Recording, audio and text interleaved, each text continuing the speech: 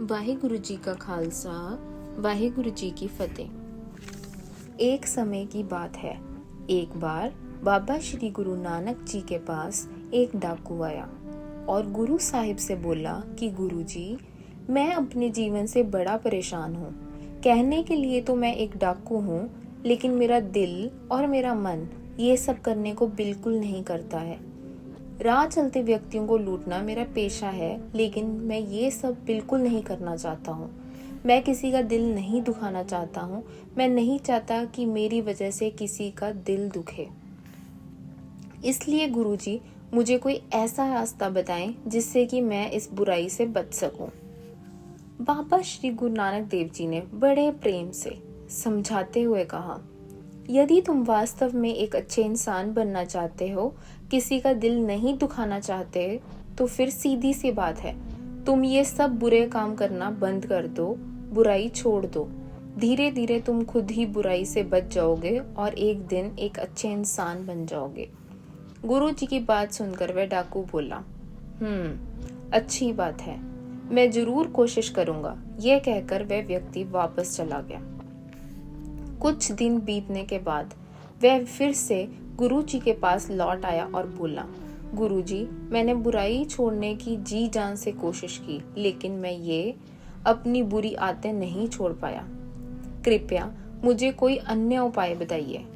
बाबा जी बोले, अच्छा, मेरे पास तुम्हारे लिए एक और उपाय है। तुम वैसा ही करो जैसा तुम्हारा मन तुमसे कहता है, लेकिन मेरी एक बात जरूर याद रखना, जब भी तुम कोई बुरा काम करोगे, उसे रोज दूसरे लोगों से कहना होगा। जिस भी किसी व्यक्ति को लूटोगे, दूसरे लोगों को तुम जरूर बताओगे। इस बात को सुनकर डाकू बहुत खुश हुआ कि यह कौन सी बड़ी बात है। फिर इतने बड़े संत ने कहा है कि जो मन में आए सो कर डालो। जब उन्होंने आज्ञा दे दी है, अब मैं बेधड़क डाका डाल सकूंगा और दूसरों से कह दूंगा कि ये मैंने किया है। यह तो बहुत आसान काम है। वह खुशी खुशी उनके चरण छूकर घर लौट गया। कुछ दिनों पश्चात वह व्यक्ति फिर से बाबा जी के पास आया।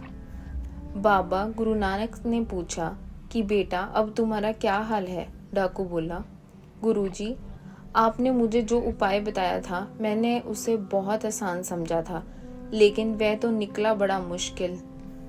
किसी के साथ लूटपाट करना, डाका डालना मेरे लिए बहुत आसान था, लेकिन यह बात किसी को बताना बहुत ही मुश्किल है। अपने आप को किसी के सामने बुरा साबित करना खुद के लिए बहुत कठिन है।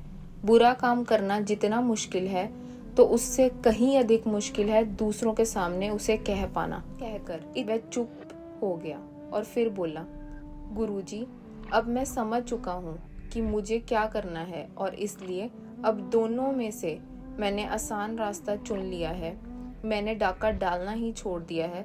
अब मेरा मन चाहे जितना भी जोर क्यों न दे, मैं किसी भी व्यक्ति को नहीं लूटूंगा। मैं अब से कोई डाका नहीं डालूंगा।